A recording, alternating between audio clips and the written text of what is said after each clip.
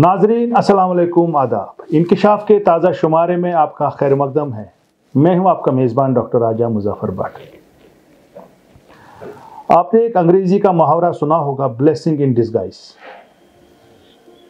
बहुत बार कभी ऐसा होता है कि हम लोगों को मुसीबत का सामना करना पड़ता है, परेशानी का सामना होता है, बट उस परेशानी के साथ साथ कभी कभी हमें कुछ फायदे भी होते हैं, हमें कुछ अच्छा देखने को मिलता है।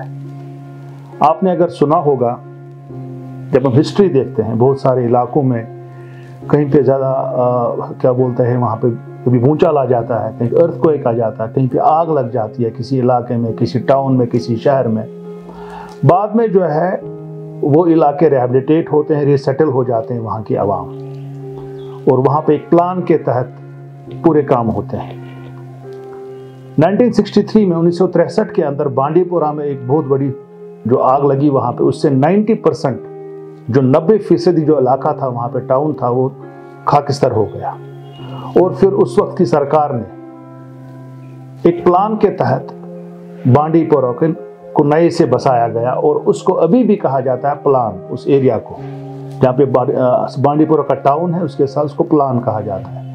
ऐसे आपने देखा होगा, जब यहाँ पे बहुत बड़ा भूचाल आया, बहुत बड़ा अर्थक्वेक हुआ, यहाँ गुजरात में कच्छ में हुआ, तो उन इलाकों को बाद में सरकार ने रिहेबिलिटेट किया। या आपने देखा होगा कि 2005 के अंदर जब यहाँ पे बहुत बड़ा अर्थक्वेक आया, उससे जो है मुजफ्फराबाद तबाह हो गया। बाद में वो पूरा जो इलाका है, टाउन है, रिहेबिलिटेट हो गया। तो ऐसे ही जो है एक होलनाक आग की वारदात यहाँ पे पेश आई सारे शरीफ में, जहाँ पे शेख नूरुद्दीन वली रहमतुल्लाह अलैह की जो वहाँ पे ज़ियारत है। तो आपको पता होगा कि जो इंसिडेंट हुआ 1995 में, तो बहुत एक होलनाक आग लगी वहाँ पे, उससे ज़ियारत भी तबाह हो गई। वहाँ के जो अतराफ में जो घर रहते थे, जितनी भी पॉपुलेशन थी, वो तबाह हो गई, बर्बाद हो गई। और उसके साथ साथ जो वहाँ पे खानका थी, ग्रैंड मॉस्क थी, जो मस्जिद थी, उसमें भी आग लग गई।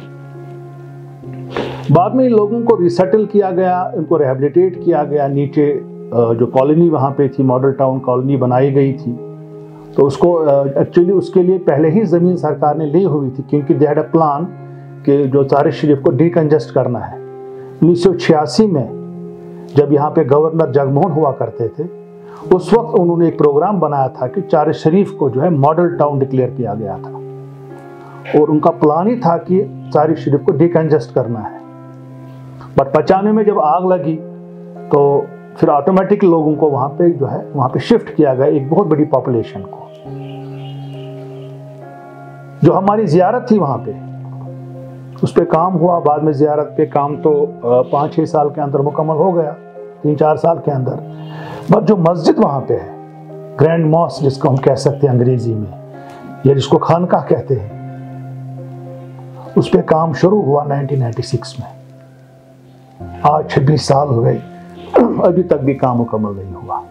और कुछ महीने पहले उसको डिक्लेयर किया गया अनसेफ। इतनी बड़ी मस्जिद बनाई गई, इतना पैसा खर्च किया गया, आवाम का पैसा, लोगों का पैसा, जो कि वक्फ बोर्ड ने दिया पैसा, जो वहाँ पे जो लोग जाते हैं ज़ायरीन। बट अभी भी उसकी जो स्लैब जब उसकी डाली गई, स्लैब पड़ने के बाद 3-4 साल तक काम नहीं हुआ, वो स्लैब कमज़ोर हो गई है। अब पूरी मस्जिद कंस्ट्रक्ट हो गई है, अब उसको डिक्लेयर किया गया अनसेफ। बट अभी तक जो है रेस्पॉन्सिबिलिटी फिक्स नहीं की जा रही। वहां पे बड़ा तालाब है, एक तालाबी कलान जिसको कहते हैं, ये वो जगह है जहां पे शेख नूरुद्दीन रहमतुल्लाह अलैह को आखिरी गुस्ल जिनको दिया गया, उसी जगह दिया गया था। इसकी एक इम्पोर्टेंस है। उसके आसपास में वहां पे जो है गुस्ल खाने बनाए गए, वजू खाने बनाए गए हैं 1953 या 54 के अंदर, बख्शी गुलाम मोहम्मद साहब के टाइम पे। उनकी इतनी हालत खराब है, पहले तो वो तालाब का पानी उसमें आता नहीं, उनके नलकों के अंदर नलके टूटे हुए, वजू खाने बिल्कुल तबाह हैं, बर्बाद हैं, और उन वजू खानों को इस्तेमाल किया जाता है बैतुल खुला के लिए। पीपल डेफिकेट इन दोज वजू खानास। मैंने खुद देखा, कुछ दिन पहले गया था मैं, आप देख रहे हैं, उसके विजुअल्स देख रहे हैं आप। मैंने बात भी की लोगों से वहां पे। इतनी हालत खराब है। उसके साथ ही वहां पे सरकार ने कुछ बाथरूम पॉइंट्स बनाए थे, लेबोरेटरीज बनाई थी, काम हुआ, 2 साल से काम है, अब बंद हो गया है। उनमें दरवाजे नहीं लगाए जाते हैं, लोगों को तकलीफ है, लोग कहाँ जाएंगे? वो गुस्ल खानों में डेफिकेट नहीं करेंगे तो क्या करेंगे, कहाँ जाएंगे? क्योंकि और 2 जो बाथरूम कॉम्प्लेक्स है, 3 बाथरूम कॉम्प्लेक्सेस हैं। एक तो ये अंडर कंस्ट्रक्शन वाला जो आपने देखे, आपने भी उसका क्लिप, उसके साथ में और एक कॉम्प्लेक्स बनाया गया जो टूरिज्म डिपार्टमेंट ने बनाया गया वहां पे, जिसकी इनॉग्रेशन 2017 में उस वक्त के एग्रीकल्चर मिनिस्टर ने की, जो हांजुरा साहब थे। आज तक बंद पड़ा हुआ है वो। उसके बाद और एक वहां पे बाथरूम कॉम्प्लेक्स है जो कि म्युनिसिपल कमेटी तारिक शरीफ ने बनाया, उसको भी बंद किया गया है। समझ नहीं आ रहा है कि जायरीन जाए कहां पे। जायरीन परेशान है। मैंने कुछ जायरीन से बात की वहां पे, वो इतने परेशान है कि आप अंदाजा नहीं कर सकेंगे। आप देखिए वो क्या कहते हैं। तो कत पे आमुत क्या बासो इंतजाम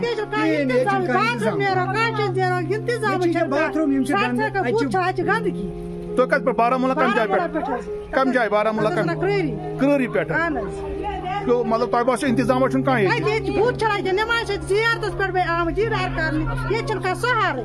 तो कत पे आमुत पटन क्या बासो तो इंतजाम कह इंतजाम बाथरूम बुत छलने के नबर कन त्रारा छलने इंतजाम बाथरूम हिसाब गंदगी बाथरूम देखिए तुम वो पान जायरीन बारामूला पे क्रीरी पे पटन पे आमुत तम पान वन बाथरूम हालत दरवाज क्या दरवाजन क्या हालत नलकन अंदर लीक ग अच्छा वो हाव तुम ब्या चीज इंपॉर्टेंट चीज हाव तुम तलाबस ग लीक अत बराबर गोमुत गई अत कजन वरी 10 वरी गई लीक गई आज ग 10 वरी लीक तुम करो अंदाज 10 वरियन कोता आब आोलमुत नीर क्योंकि तलाब हिस्टोरिकल प्लेस ये डून मूल तथ पे आमुत शेखुल आलमस अफी गुसल दिन 1953 मज बख्शियन ये मरम्मत कर माजी बख्शी गुलाम अहमद और तन पे वुक तान ₹1 ती आमत लाने कहें कि म्यूनसिपल कमेटी चरार शरीफ मुलाजिम थोमुत चूंकि तमिस गई प्रमोशन आज ब्रो 5 वरी 5 वरियो पे कह नफर आमुत तैनात कर मुलाजिम यमिस सफाई वफाई तम प्रमोशन गम 5 वरियो पे मुलाजिम तह सफाई कर तलाब अत पन नफर थमित तिमन पाने चंद कर जमा दिवान चूंकि तिमन तसो कि अ बराबर उजरत मिलान कहें तमो दोप अत पे बराबर हालत क्या मतलब गुसल खान लैट्रिन कर नलक खराब नलकन लीक ग तलाबस गोमुत लीक 10 वरियो पे ग तलाबस लीक ये कोसा हुकूमत जायरीन तम परेशान ग दुकानदार